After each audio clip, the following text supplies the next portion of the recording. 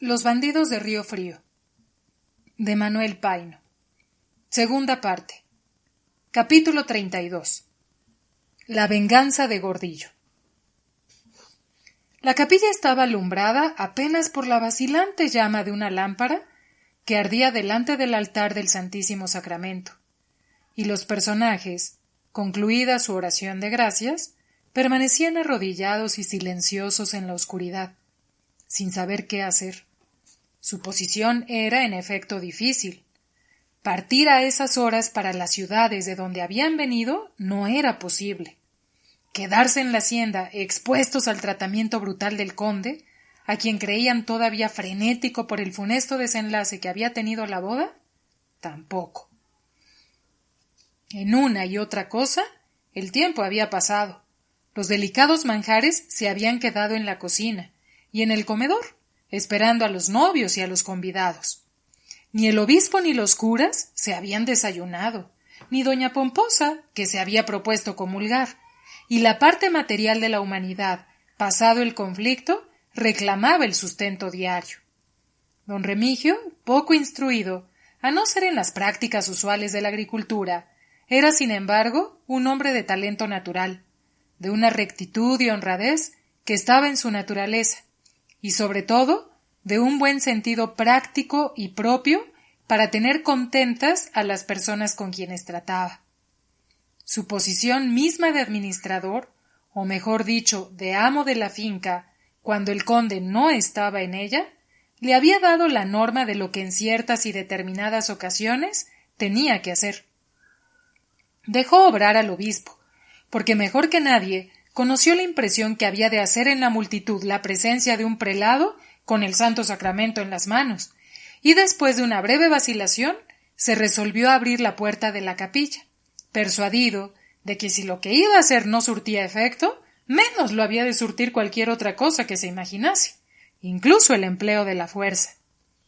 En esta vez se revistió de cierta energía que se notó aún en su voz, y creyó deber reasumir el carácter de amo de la finca, pues el que lo era había cometido tantos desaciertos y probablemente se disponía a cometer otros nuevos. Señor obispo, dijo, me permitirá su ilustrísima que en ausencia del señor conde, pues como ausente lo debemos considerar, visto el estado de irritación en que se halla, sea yo el que mande en esta hacienda y haga sus veces. Nada mejor que eso, señor don Remigio, le contestó el obispo, pues de verdad que, después de lo que ha pasado, estamos en la más cruel indecisión y no sabemos qué partido tomar, ni qué tenemos que decirle al conde por la extraña conducta que ha tenido no solo con su pobre hija, sino con personas respetables a quienes debía la más completa hospitalidad, puesto que nos invitó para venir a su casa y estábamos muy lejos de que en el hogar preferido de un noble caballero pasasen tan singulares como dolorosas escenas. Don Remigio encendió 4 velas de cera del altar mayor, y con esto disminuyeron las sombras espesas de la capilla. A medida que adelantaba la noche, y el cielo se cubría cada vez más de nubes negras y espesas. Los señores curas pueden pasar a la sacristía a desnudarse de sus sagradas vestiduras. No hay ningún peligro, y la hacienda y la ranchería están en la más completa quietud. Los curas, en efecto, salieron en ese instante de su atarantamiento, y uno tras otro tomaron el camino de la sacristía. El obispo se sentó en uno de los sillones, y el marqués de Vallealegre y el del apartado hicieron otro tanto, sin hablar una palabra. Doña Pomposa significó que deseaba ser conducida a su recámara, pues el estado de su corazón era tal que creía que si permanecía media hora más, prorrumpiría en dolorosos gritos. Don Remigio dio el brazo a la señora doña Pomposa y suplicó a los demás que lo esperasen un momento. Colocó a la infortunada madrina en su alcoba y le dejó 2 camaristas para que la asistiesen.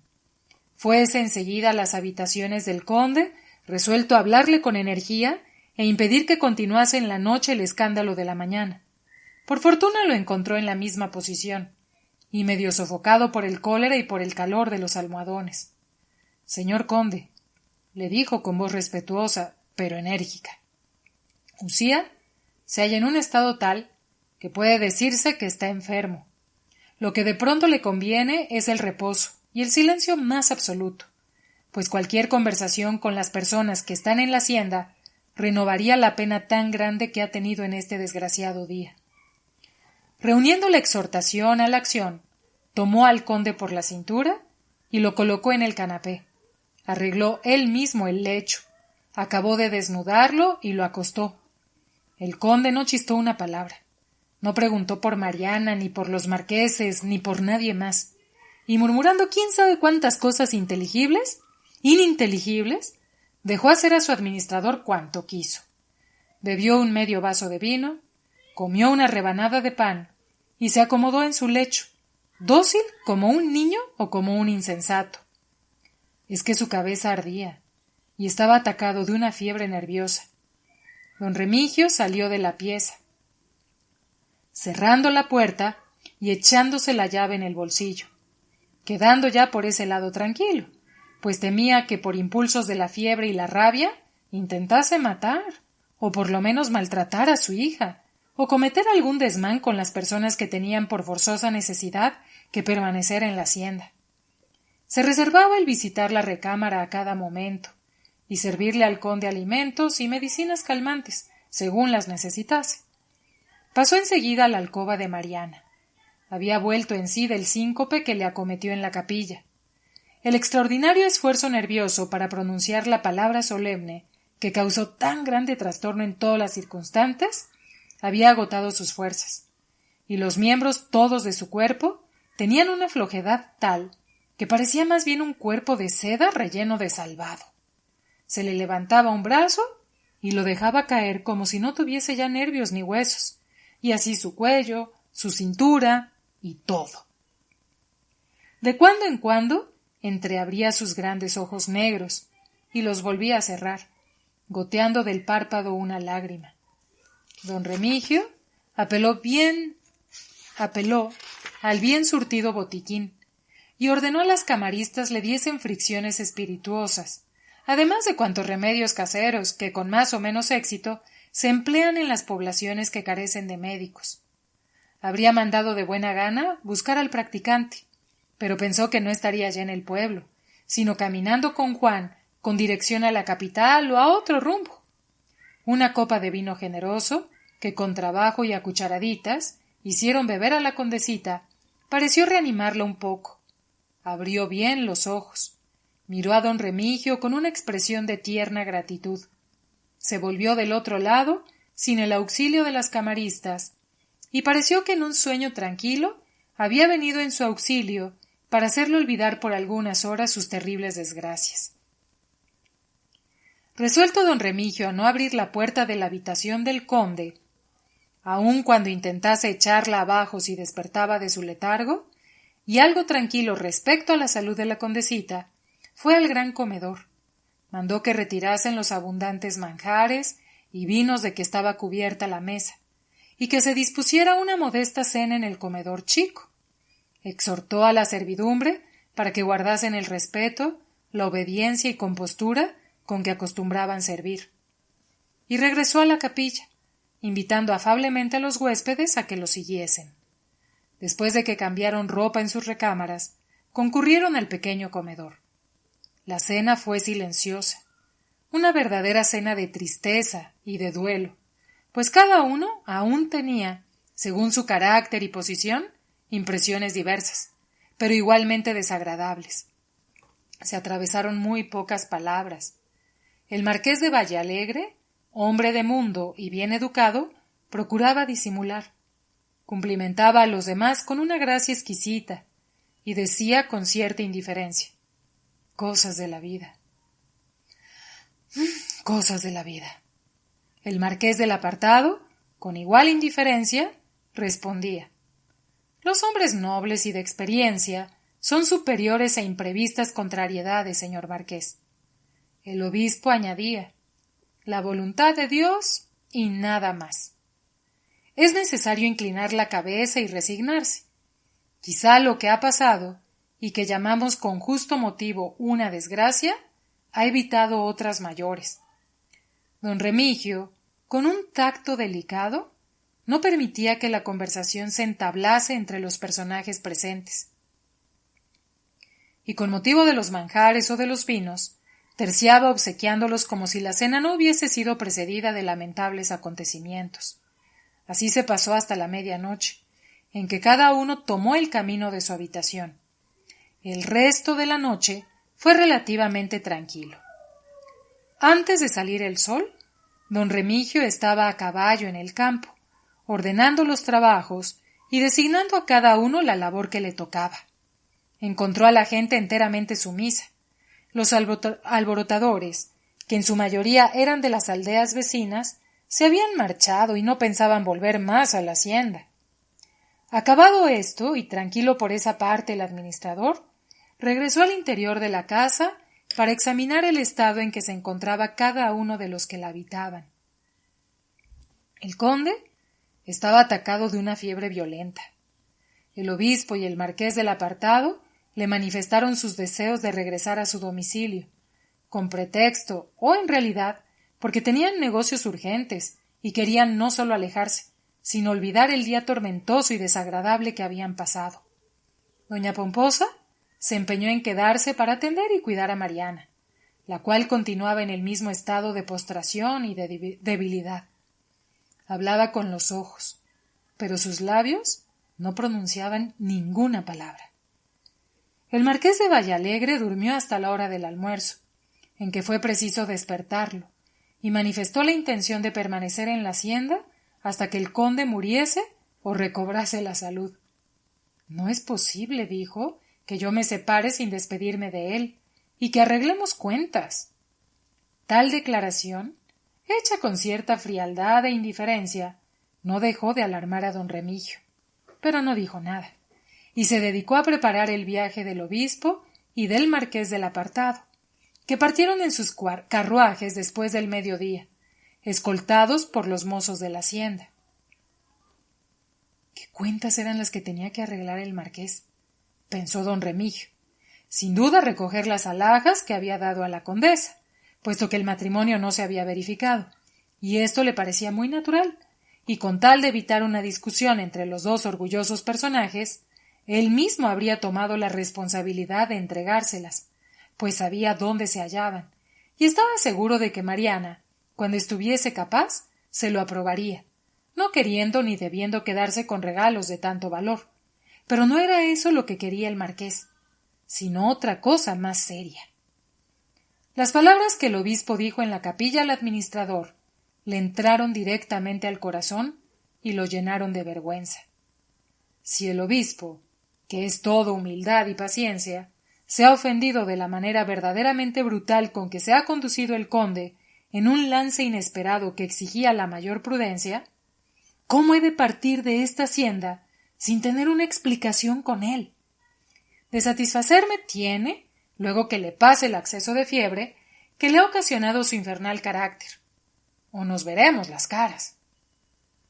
A estas reflexiones, que le sugería el orgullo de noble y la delicadeza de caballero, el marqués de Vallalegre añadía otras de carácter más grave, y no imaginaba cómo podría salir de su situación. Las alhajas que había regalado a Mariana valían seguramente 100,000 pesos. ¿Cómo pedírselas ya al conde, ya a la misma novia que lo había desdeñado? ¿Perderlas? Tampoco se resignaba a ello, atendiendo el mal estado de sus intereses.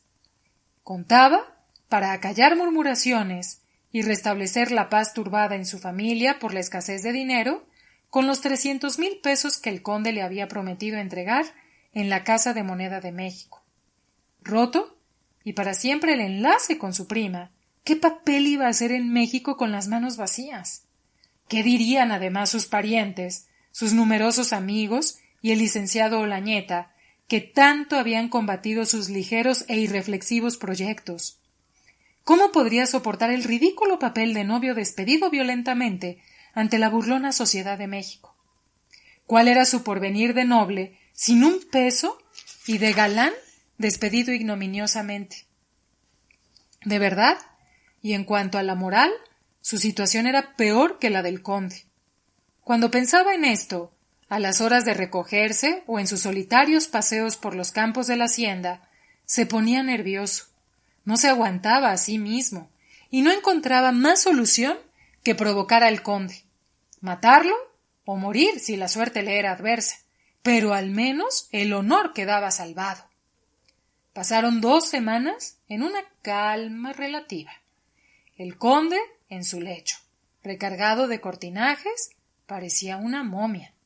La fiebre había desaparecido, pero en su lugar el régimen impuesto por don Remigio, que se reducía a no darle más que agua de limón, le había ocasionado una postración y una debilidad tal que trabajo le costaba mover los brazos.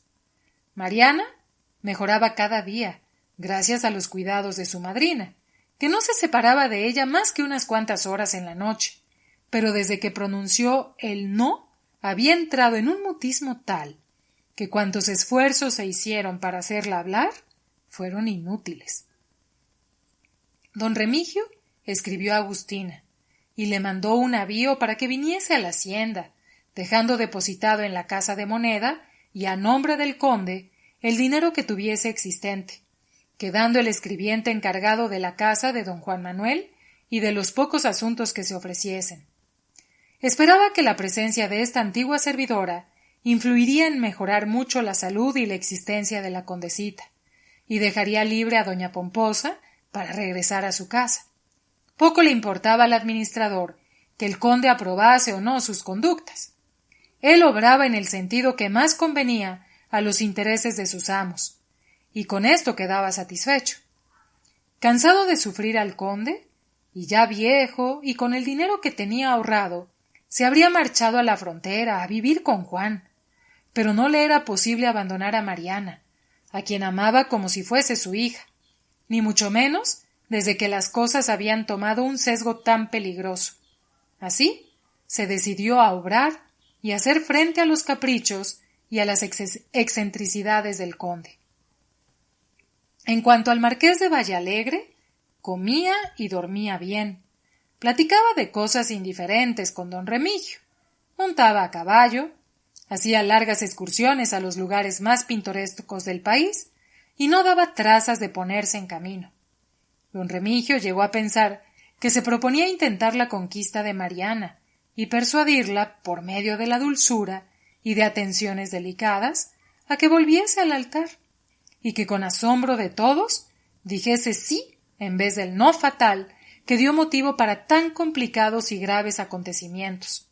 Pero no, el marqués estaba muy lejos de pensar en ese extremo imposible. Lo que quería era que el conde se repusiese, adquiriese salud y fuerzas, para entonces penetrar a sus habitaciones, despedirse de él y marcharse enseguida, pudiendo decir en México algo que disminuyese el ridículo de su regreso.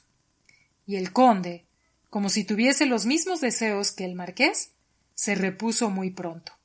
Devoraba más bien que comía, bebía los vinos más añejos y se mostraba dócil y contento con don Remigio, que era el único a quien trataba, pues él mismo le servía en las comidas y una camarista se encargaba del aseo cuando el conde entraba en la biblioteca, donde permanecía largas horas recostado en mullidos sillones. De Mariana ni una palabra, como si no existiese. La misma conducta en ese sentido había observado el marqués de Vallalegre. «Tanto mejor», decía para sí don Remigio. Pasaron semanas y las cosas guardaban el mismo estado. El marqués había despachado su avío a México, quedándose solo con 3 criados, su famoso caballo y un carruaje ligero, y había escrito a su familia que pronto regresaría con su esposa. El conde se ocupaba de sus asuntos con don Remigio, montaba a caballo y salía a recorrer los campos, evitando encontrarse con el marqués. Mariana, repuesta un tanto físicamente, en lo moral se veía que ganaba poco y continuaba su mutismo, entendiéndose por señas con don Remigio y con doña Pomposa, que la colmaban de atenciones. El practicante hizo en riguroso incógnito una visita a la hacienda e informó a don Remigio que Juan, su hijo, se había incorporado con una banda de hombres desalmados que con el carácter de pronunciados merodeaban por Jalisco, infundiendo el terror en las haciendas y pueblos del estado. Por lo pronto, esta fue una invención del Mediquín para decir algo a don Remigio y tener motivo para visitar la hacienda e informarse de lo que pasaba y dar noticias a Juan cuando conviniere y pudiese hacerlo. En el fondo, el practicante estaba de lo más contento y satisfecho. Mariana no se había casado, y la sublevación que promovió había dado a entender a la nobleza de provincia lo que valía un pueblo irritado contra sus constantes y eternos opresores. La situación era tirante y no podía prolongarse. El marqués se decidió a salir de ella de cualquier manera. Una mañana se levantó frotándose las manos con cierto contento, como quien ha recibido una buena noticia, o como el que está en momentos de realizar alguna empresa amorosa. No hay cosa peor que la indecisión, se dijo. Se lavó, peinó con cuidado su abundante cabello y su brillante barba, y se vistió con más esmero y coquetería que lo que acostumbraba. Salió de su habitación, se dirigió a la del conde y tocó recio la puerta. ¿Quién se atreve a tocar mi puerta de esa manera?, dijo el conde con voz que denotaba su enojo, pues en efecto nadie, con excepción de don Remigio, se atrevía a penetrar a sus recámaras sin haberle pedido permiso el día anterior. No creo necesitar permiso para visitar a mi primo el conde, cuya salud me interesa demasiado, respondió el marqués de Villalegre, y empujando la puerta se presentó ante el conde, que envuelto en su rica bata de terciopelo carmesí, tomaba en ese momento su desayuno. El conde se puso en pie rápidamente, y al hacer el movimiento tiró el servicio de plata, que rodó por el suelo.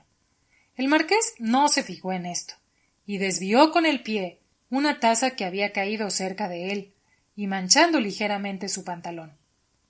No he querido marcharme de la hacienda, continuó el marqués con el desembarazo y tranquilidad de un hombre resuelto a todo, sin tener una explicación necesaria. He esperado que pasase la crisis, que la salud fuese completa, y que os repusieseis de la debilidad ocasionada por la enfermedad y la dieta. Por lo que pudiese resultar... ¿Me proponéis un desafío?, le interrumpió con altanería el conde. ¿Precisamente un desafío? No. De pronto pido solo una explicación, y por ligera y vaga que sea, me conformaré con ella. Quiero olvidar no solo que soy pariente del conde de San Diego del Sauz, sino el día desgraciado en que pisé las tierras de la hacienda, de modo que al marchar sacudiré como los apóstoles el polvo de mis sandalias. Es más que un desafío, es un insulto cobarde el que me hacéis. ¿Precisamente cobarde? No, es lo que siento, y no quería marcharme sin decirlo. ¿Para qué fingir en estos momentos después de lo que ha pasado? Bien, acabemos, dijo el conde. ¿Qué género de explicación queréis? La que debéis al santo obispo, la que debéis a esa rica señora a quien habéis convidado a vuestra casa, la que es necesario deis al marqués del apartado, y a mí, que somos nobles y caballeros como vos, y que además sabemos tener bien en el puño una espada de Toledo. Desafío, insultos y amenazas, gritó el conde. ¡Ay, vive Dios! No sé cómo sufro todo esto, y cómo a vuestra primera palabra no os he castigado como merecéis. —¿Castigado, decís? —interrumpió el marqués. Eso merece risa y nada más. Pero bajad la voz y pensad que soy vuestro huésped, que estoy en vuestra recámara solo y desarmado, y que cualquier cosa que intentéis ni está bien a vuestra cuna ni a vuestro valor. No os hago la injuria de pensar que vos, que manejáis bien la espada, me queréis asesinar. Permitid que os acabe de decir el motivo de mi queja, y después estoy a vuestras órdenes. Perdonad un movimiento de mi carácter violento, dijo el conde. Podéis decir cuanto os venga a la boca. Seguro de que no os tocaré el pelo de la ropa. Sería difícil, le interrumpió el marqués. Y que arreglaré las cosas de modo que podamos terminar en otro terreno la querella, continuó el conde, sin darse por entendido de lo que, sonriendo desdeñosamente, le dijo el marqués. Si no me hubiese yo conducido como un niño de escuela, podría decir que me habéis engañado al llamarme a esta hacienda para casarme con Mariana. Pero dejemos eso a un lado, pues en resumen, veo que es una víctima del despotismo paternal que excede, y con mucho, de los límites racionales. Lo que no os perdona el obispo, ni mucho menos yo, es que en un templo hayáis sacado la espada para herir a una mujer indefensa, y esa mujer era nada menos que vuestra hija. Eso es horroroso e indigno, señor conde. Os lo digo de frente a frente. Y tentado me vi de traspasaros de parte a parte con mi espadín. Sois un insolente marqués, dijo el conde con una voz como salida de una caverna del infierno, y adelantándose hacia él, y no os arrojo al suelo a bofetadas porque... Atrás, miserable, le contestó el marqués. Os conozco, y no vine desprevenido. Si dais un paso más, os traspaso el pecho con este puñal. Y al mismo tiempo sacó del bolsillo del costado de su levita un largo y afilado cuchillo toledano. El conde retrocedió y cayó temblando de cólera en el sillón en que poco antes estaba sentado tomando su desayuno. ¡A muerte! le gritó el conde. Sí, a muerte, respondió el marqués. Cuanto más pronto, mejor. Salid de aquí. Pero pronto os mandaré buscar.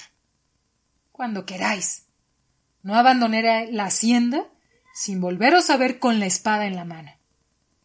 El marqués salió, pálido y demudado, pero pronto se repuso. Cambió de traje, montó en el caballo que todos los días estaba ensillado a esas horas, y echó a correr por los campos hasta la hora del almuerzo, en que se presentó en el comedor donde lo esperaba don Remigio. Almorzó con apetito y estuvo tan alegre y chancero como de costumbre, de modo que el administrador ni pudo sospechar que poco antes había tenido tan terrible altercado con el conde. Pasaron 4 días, durante los cuales permaneció el conde encerrado en su biblioteca, escribiendo cartas, desatando legajos y arreglando papeles. El sábado llamó a don Remigio y le dijo: «Estos negocios del matrimonio de Mariana me han ocasionado entre tantos disgustos el de enajenarme la amistad y la consideración de gente a quien estimo. Fui ligero, la cólera me cegó, y debo una satisfacción, la más amplia, al obispo y al marqués del Apartado. Aquí están 2 cartas escritas, no sólo con una exquisita cortesía, sino hasta con humildad, y como jamás las he escrito a nadie. Pero reconozco mi falta, y es necesario que la satisfacción sea tan grande como la ofensa». Don Remigio, con la cabeza y con la expresión plácida de su semblante, manifestaba su aprobación y el contento que le causaba el que su amo volviese al estado de racionalidad y hubiese desaparecido del todo la locura furiosa que lo impulsó a cometer tantos desaciertos, comenzando por el de pretender forzar la voluntad de su hija. «Veo», dijo el conde, «que apruebas el paso que voy a dar. Pero no basta eso, sino que tú mismo lleves las cartas, las entregues en mano propia y añadas de viva voz en mi nombre cuando te parezca conveniente, hasta que esos personajes tan respetables queden enteramente contentos y obtengas una contestación que me traerás inmediatamente». Don Remigio pensó en el acto que el conde trataba de quedarse solo para cometer algún acto de violencia con su hija, y dijo: «Las labores de la hacienda exigen en estos momentos mi presencia en el campo, señor conde. El mayordomo está en cama, y si yo falto, de seguro que se pierden algunos miles de pesos. Es necesario, además, hacer una corrida para separar caballos de 4 años, pues hay un pedido de México, seguramente para la feria de San Juan de los Lagos. Todo eso lo haré yo, y sabes bien que cuando quiero soy mejor administrador que tú. Estoy más fuerte que antes de la fiebre. Los disgustos van pasando, y me hará mucho bien correr por los campos en vez de estarme entre las 4 paredes de mi biblioteca. Por otra parte, tengo la compañía de mi primo, el marqués, al que daré todavía más amplia satisfacción que al obispo. Ya lo creo, mucho más completa. Así, no hay que inventar obstáculos ni que replicar una palabra. Mañana a la madrugada te pondrás en camino para Durango. Ve con Dios. Don Remigio salió de la habitación del conde para disponer su viaje, sin atreverse a replicar, pero con el corazón grueso, y seguro de que sucedería una gran desgracia durante su ausencia. Al concluir la cena y retirados los criados, dijo al marqués: «Mañana salgo para Durango. El conde ha sido inflexible y me despacha con unas cartas que bien podían ir por el correo. Algún designio tiene, y no le conviene que yo esté en la hacienda. Señor marqués, si no me juráis velar y defender a esa desgraciada criatura que está como una insensata a causa de la bárbara conducta de su padre, suceda lo que suceda, no partiré». El marqués, naturalmente, pensó que el conde despachaba a su administrador a causa del desafío que iban a tener, y no porque tratase de hacer nada en contra de su hija. Así, no tuvo dificultad en prometer a don Remigio cuanto quiso, y por otra parte pensó que, pues estaba seguro de matar al conde, nada, aunque quisiese, podría hacer en daño de Mariana. Don Remigio partió, en efecto, a la madrugada. Concluyendo de almorzar, uno de los criados entregó al marqués una carta del conde. «Primo», le decía, «perdón si os he hecho esperar. He empleado estos días en arreglar mis papeles, en añadir algunas cláusulas a mi testamento y en dejar a Remigio, a quien he alejado por el momento, las instrucciones necesarias para que haga después de mi muerte lo que en ellas le digo.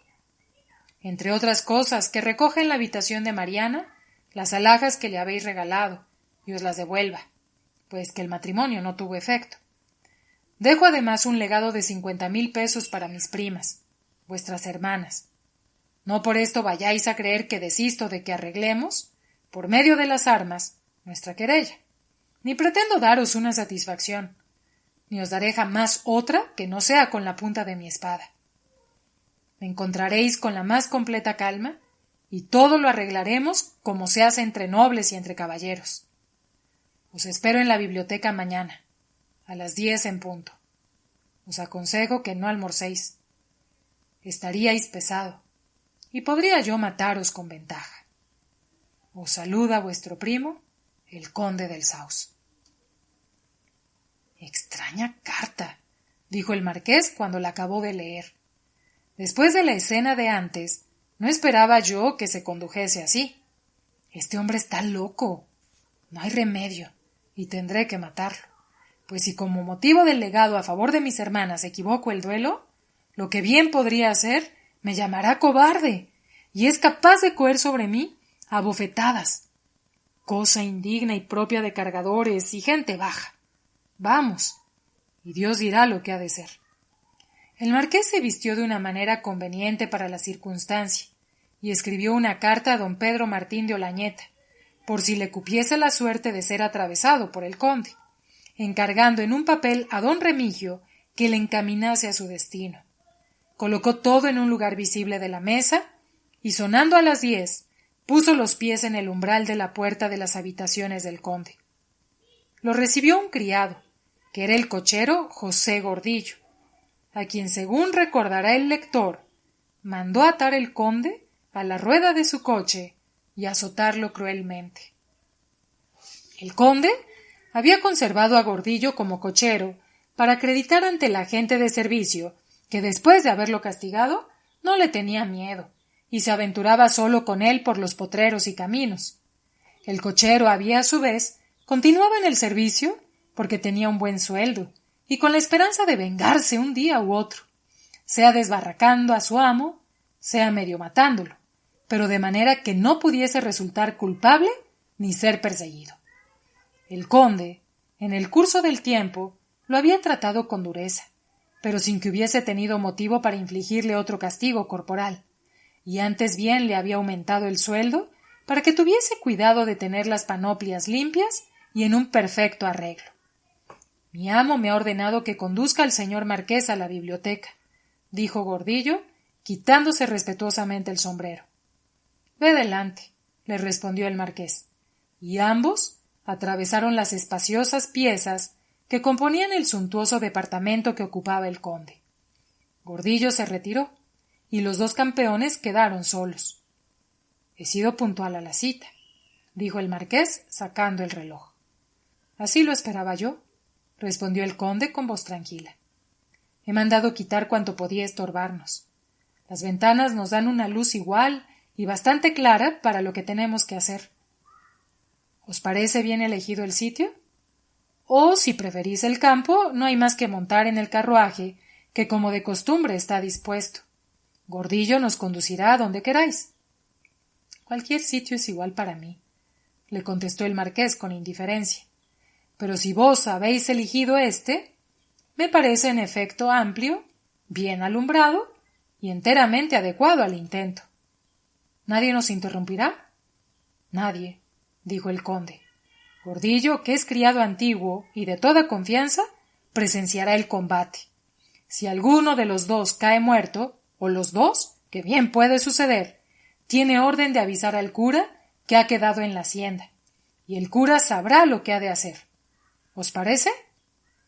Le pareció también extraño al marqués que fuese el cochero el único testigo del duelo, pero conociendo las rarezas y caprichos del conde, no hizo observación ninguna.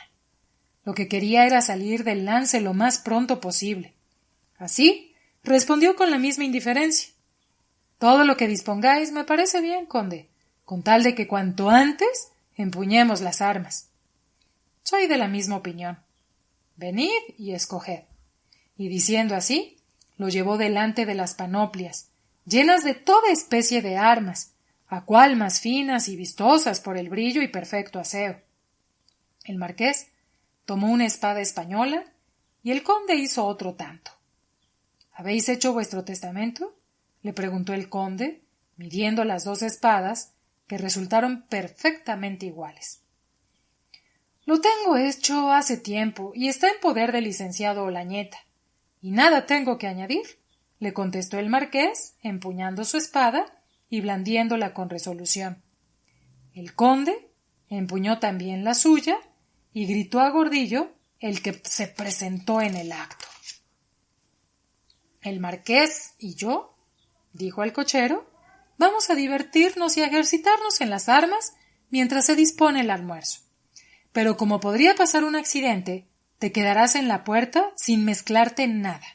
Vieres lo que vieres, ni hablar una palabra, porque serás muerto en el acto por cualquiera de los dos. Si yo, o el marqués, o los dos por casualidad, caemos heridos de gravedad, ¿lo entiendes?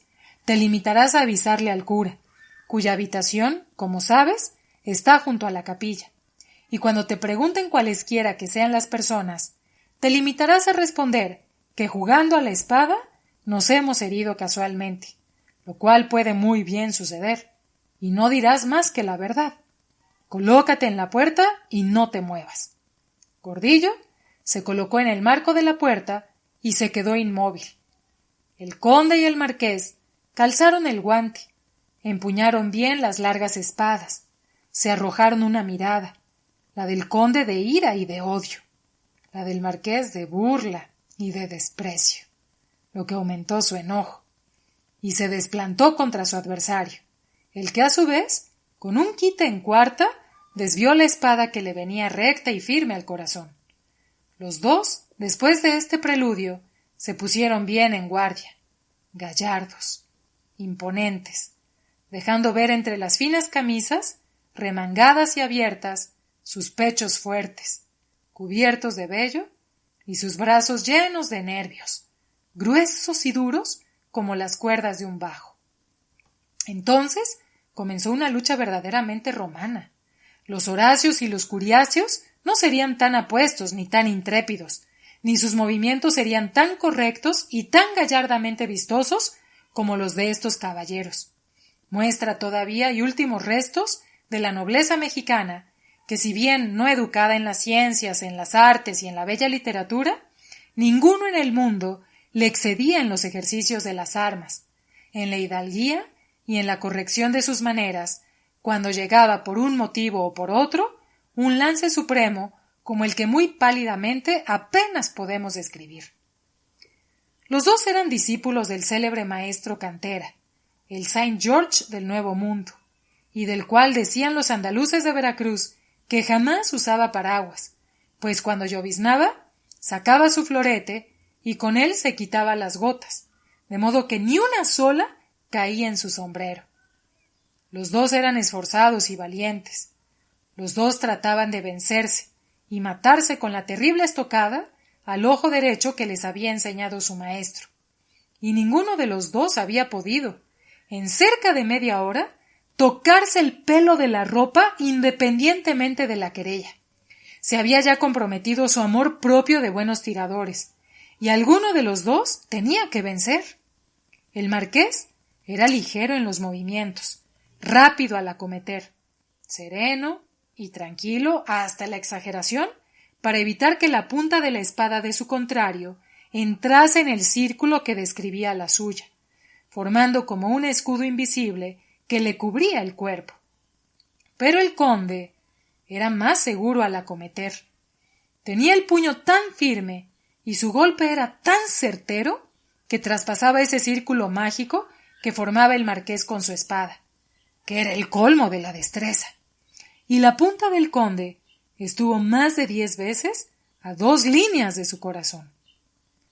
Pasó a más de media hora de lucha, y las espadas bajaron hasta tierra simultáneamente, pues sus puños, ya hormigueándoles, no las podían sostener.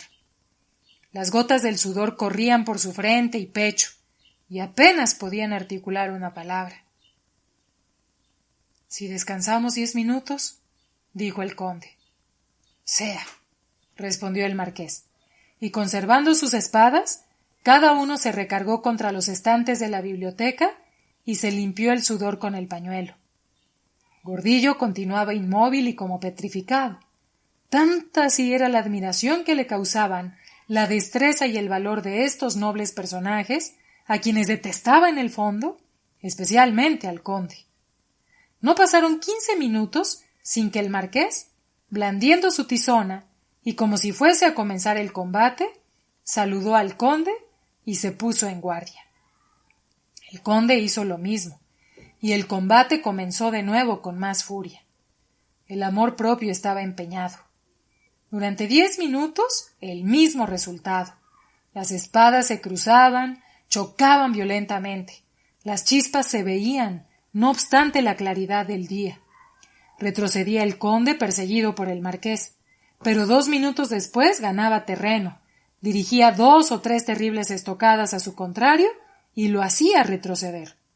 Entonces, con la ligereza y la flexibilidad que eran las dotes especiales del marqués, prescindía de la estocada de la cantera y se dirigía al pecho y al costado derecho del conde, el que perdía un poco de terreno, pero enseguida se quitaba los golpes y arrojaba lejos la espada del marqués. En uno de esos lances, los dos se hirieron ligeramente en el brazo, y la sangre corrió. —No es nada —dijo el conde—. Continuemos. El marqués, sin responder, contestó atacando.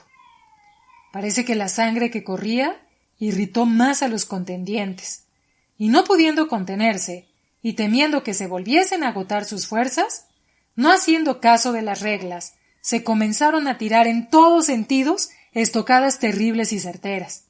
La sangre corría más, y de improviso se oyó una exclamación. —¡Válgame Dios! ¡Soy muerto! A esta exclamación hidalga del conde respondió un quejido del marqués, que llevó su mano izquierda al costado. Los dos cayeron en tierra, derramando sangre por sus heridas, y abandonando sus manos las manchadas y filosas espadas. Gordillo Salió de su estupor. Se acercó de puntillas y se agachó para examinarlos bien. Cerciorado de que estaban muertos, se dirigió a las recámaras, abrió las cómodas y las gavetas que él conocía, recogió el dinero en oro y las alhajas del uso diario del conde, salió enseguida, cerró la habitación y se echó la llave en la bolsa.